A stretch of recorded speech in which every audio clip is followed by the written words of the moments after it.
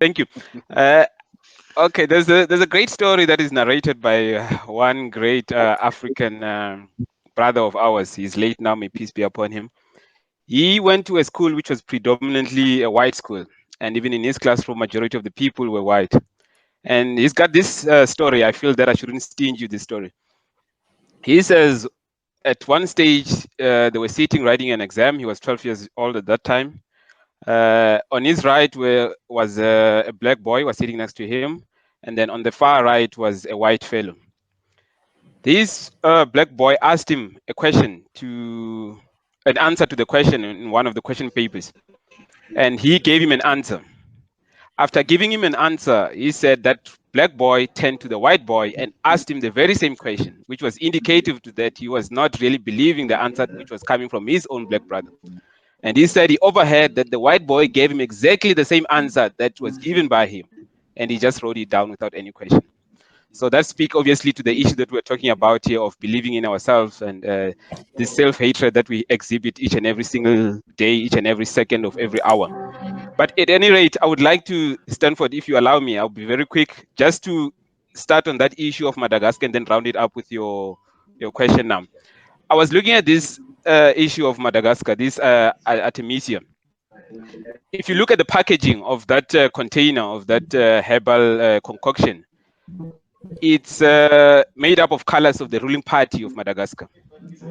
The institution that did the research and also endorsed it in Madagascar is a private institution. The medical research institution, which is attached to the Department of Health there in Madagascar, and also to one of the academic universities, is not endorsing that concoction. President Rajoelina tells us that there's two people who've recovered, one of whom is his aunt. And the journalists in Madagascar are telling us that the Department of Health and even the president is frequently not No, no, available. Sonaka, you're finished the conversation. No, no, no, no, no. Continue. Yeah, I you may haven't. I continue. haven't. Yeah. Just give me a moment. I'm coming to your answer.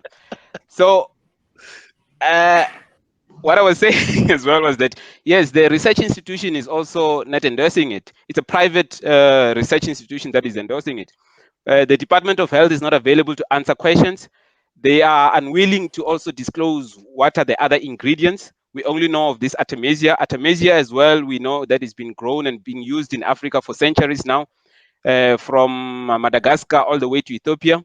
For hundreds of years, our ancestors have used this to cure respiratory diseases and also colds. In Sisutu, it's called lingana. In isiZulu, they call it umhlonyane. So it is able to cure. So there may be that it may be that there's a potential for it to be used as a supportive cure, as one of our brothers said. But at any rate, if you look at China, since the outbreak, 98% of the people there have recovered. No, in fact, 98% of the people who've recovered are said to have used a combination of Western medicine and also Chinese traditional medicine. But there hasn't been all this hullabaloo like there has been now around this issue of Madagascar traditional medicine, which brings me to one of this issue. It's an issue of power.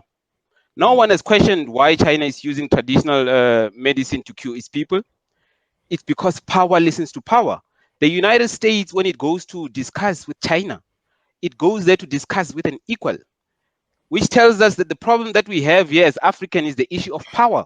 We are powerless, we are disorganized, and therefore, what should we do? We should be fighting for power. What kind of power? Tobela talked about the issue of beauty. We should be fighting for power to define what is beautiful for ourselves in our own terms, in our own cultural experience. We should be able to define what is bad for us, what is good. We should be able to set our own agenda. What is it that we want to achieve? How do we want to improve the standard of living of our own people? You see, and part of the disruption of progression in Africa was that our families were disrupted completely through various means, including migration and all those kind of things. So part of the re-establishment of African greatness should be also to rebuild our own families, because families, by their constitution, form the basic construction of a community. From a community, then you go to a village. From a village, you go to a nation. From a nation, then you go to a continent. But another thing of the WHO and issue of power as well, there's an interesting debate which was around wearing of masks. The WHO for the past 3 months has been telling us that we shouldn't wear masks in public unless you are sick. However, that was not the only view in the public domain. Asian countries, when WHO has always been preaching that, Asian countries, mainly China, South Korea, Singapore, had always said that we disagree with the view of the WHO, an international body. You can only do that when you have power. The South Korean people have been faring better than most Western countries in dealing with this coronavirus. They were confident and bold enough to come out in public and say, no, we disagree with WHO. Now the WHO has changed tune. Even in South Africa now, we're being told that it's obligatory now to wear a mask when you go out in public. So my dear brothers and sisters, what we need here now is to fight for power. And as young people, we have a Yeah. duty now to thrust upon our leaders, our old leaders, the ideas, the kind of society that we wish to see. In each and every country, every people who have developed from a lower level to a higher level, it has always been young people at the forefront. History is a good Zoneka, teacher. And if you look the world over, we will see that it has always been young people who have been able to define and set the target on where the country should Should go. go. Yeah, yeah. Thank you, Paul, Stella. I see you really want to jump in there. Yeah, quickly. I'm itchy. My Yeah, hopes are burning here. yeah, Yeah, which brings us back to the same old story that we have here in Africa, that we have recycled dead wood. We have politicians who formulate policy, because what you're talking about, Zoneka, there is policy development. Our policies are not in line with where we want to go. We are going the one direction while our policies are going the other, the exact opposite. And it's mainly because the future as it is defined is for the people who will be there for it. We are futuristic because we believe, because we're young, we have more time to live, and we have to make decisions that when you get to a certain place in this dispensation in our lives, would have made the right decisions. I think when you started, Veronica, you said that there are things that we cannot change. We're always going to have conflict and issues to deal with. But still, with those issues to deal with and those conflicts, there are certain things that we just have to do right. Number one, we need to have younger leaders getting into positions of power that value certain things differently. Right now, we're faced with policy issues. We have almost dead regional block governance. For example, SADC.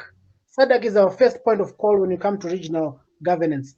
I have not heard something strong come out of SADC to say this is how, as a regional block, we are going to confront this. They've been trying to come together, but it's way yeah, too late. I mean, we're almost 6 months into the outbreak of this COVID-19, and that is now when we start hearing SADC leaders saying, "Okay, let's sit down together because Madagascar has come up with something." When in actual yeah, fact, America says they engaged China in November.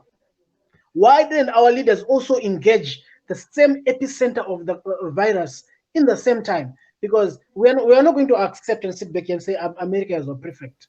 Each and every nation has got a responsibility to protect its citizens. And by so doing, we should also have had maybe a delegation sent to deal with this situation. I'm sure by April, by March, some guys were coming from shopping Louis Vuitton in their Versace's while this thing has been going on. So we need young leadership. And the yeah. second thing, like So I said earlier, we need infrastructure that is ready.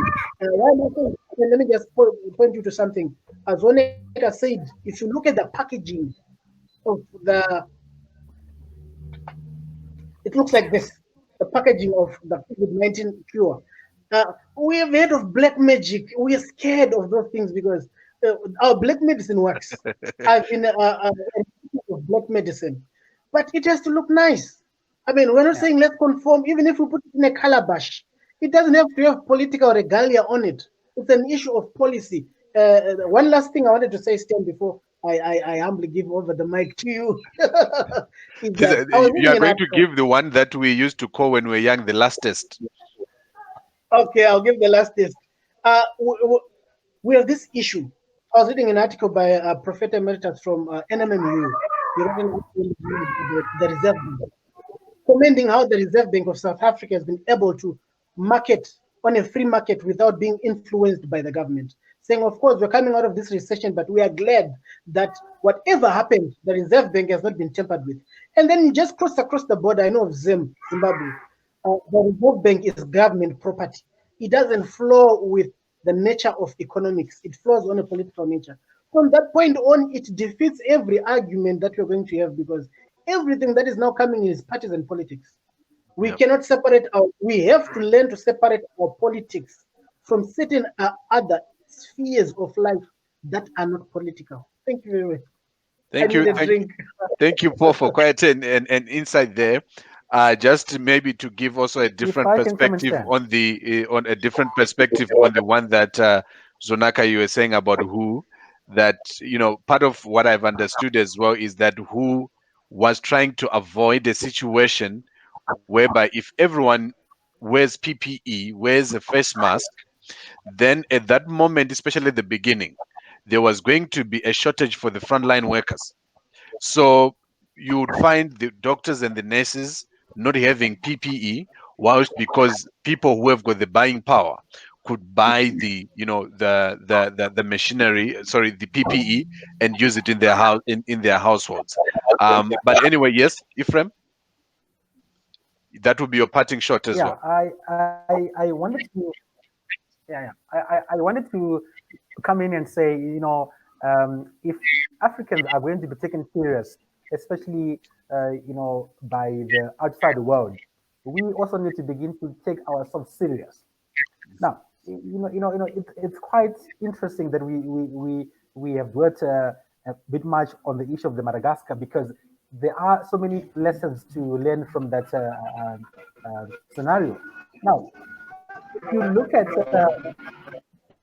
how they did their thing, they came out and said they they Go came ahead. out and said they came out and said that they only did their sample on only 20 people.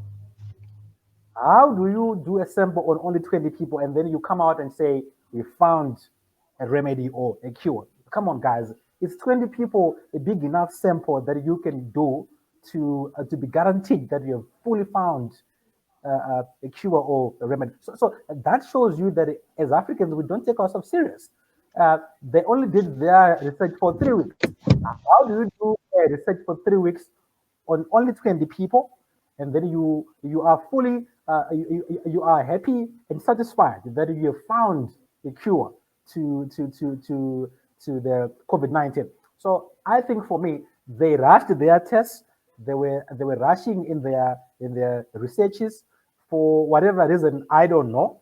But I feel that as Africans, as long as we don't take ourselves serious, uh, nobody else is going to take us serious. So the first point Yeah. is that we need to put time in whatever that we are doing. If you're saying that you are an artist, you are whatever you're doing, you need to master your craft.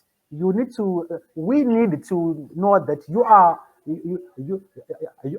an expert in that field, not this thing of rushing things for the sake of being a number one in terms of bringing the cure. So from that point, they didn't do enough diligence in ensuring that they take time to research and study. 3 weeks is not enough. 20 people is not a big enough sample. So those things So can tell you that as Africans, we are not serious about about whatever that we are doing. okay, so I'll just we still need to get apologize because I see Hans has been struggling with his connection. We'll just go for a round of parting shots from Sonaka, Tobela, and to you, Tolika. And maybe we can start with you, Tolika, first.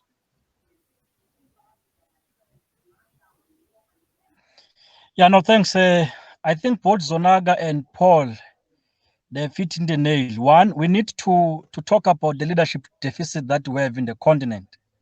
I mean, we've got an African Union Vision 2063, but we don't have building blocks towards that vision. It speaks to the leadership deficit that we have in the continent. We've got an aging leaders And we need to unite as young Africans to make it a point that people that we elect into positions of responsibility are people that truly, in the true sense of the word, represent our aspirations and the future in which we are to live and inherit. That's number one. And that would speak to the issue of power that Zonaga was speaking about. Number two, was it Paul again when he spoke about the lack of intellects among Africans, which is a problem? If that he identifies as a problem, we need to invest ourselves in knowledge production to ensure that we amass as much as we can in terms of knowledge and education to make sure that the future in which we are to live and inherit and lead will be leading as these young Africans with relevant knowledge and to challenge and contribute in the space in which we are found wanting and we are not sure whether or not we are going or we're coming back. Thanks. Thank you to Tolika. Tobela, parting shot.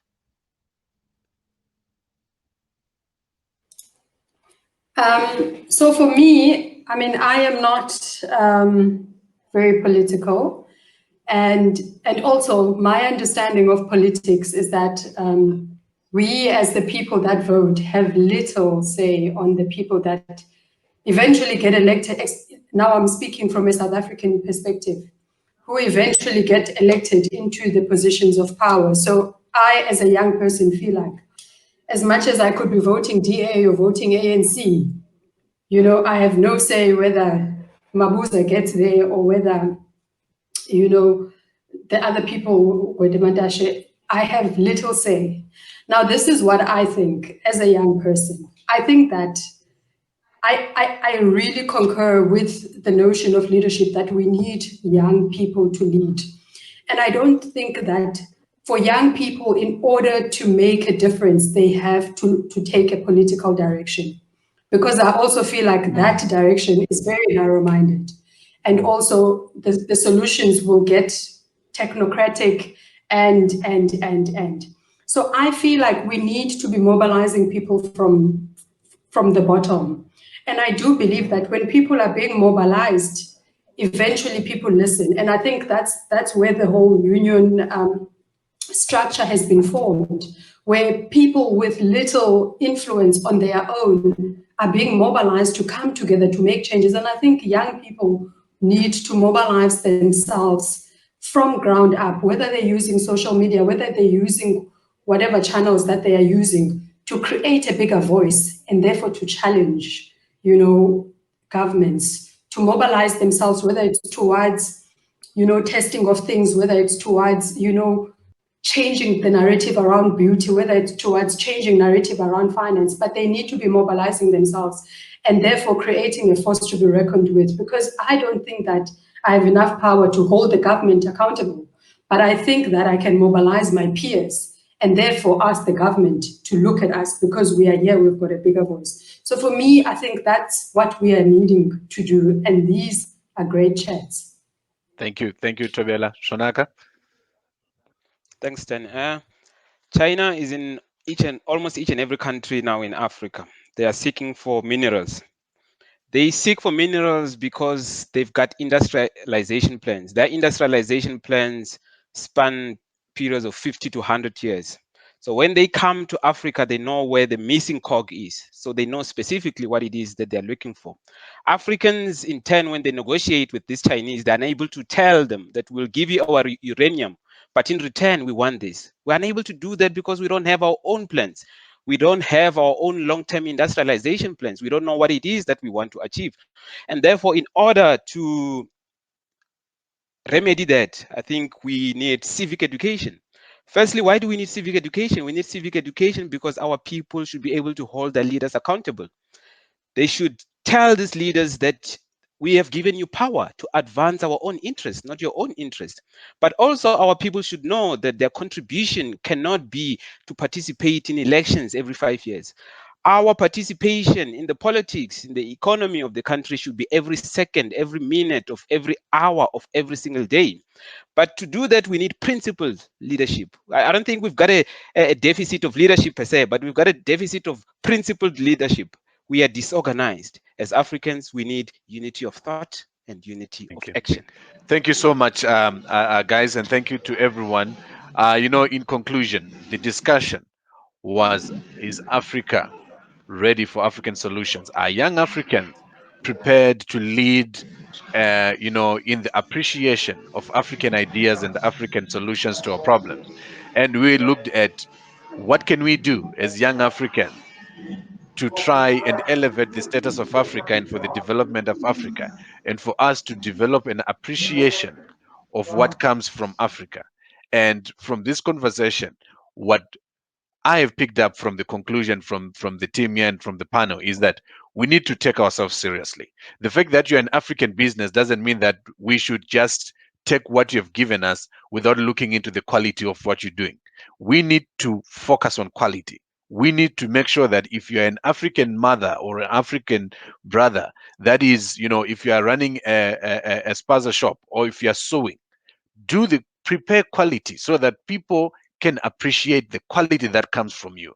Let's not do a rush job. We talked about, we as young people, we need to get an education. Let's go and get education. Let's go and get education. Let's go and get education. Go online, find an online course, whatever that is you're interested in. Find a resource.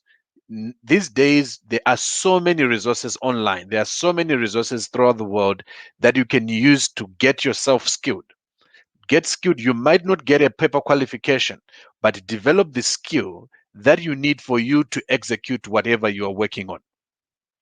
Then, after we get education, one of the points that has been raised is to say we need our African academia to take themselves seriously and lead, and not just sit down and write papers. They must prepare solutions. The example that was given in in all this that has happened is to say, where is our own centers of excellence? Where is the responses from our own African centers of excellence, and our own African views on what is happening around us? Young people, get involved. Our involvement should not be limited to voting after every 5 or 4 years. Our involvement should be, and our participation should be continuous in social, activities, in political, in economic, in all ways in which we can contribute to our continent. And lastly, to those of us who are in points of influence, let's also market and promote African brands, African produces.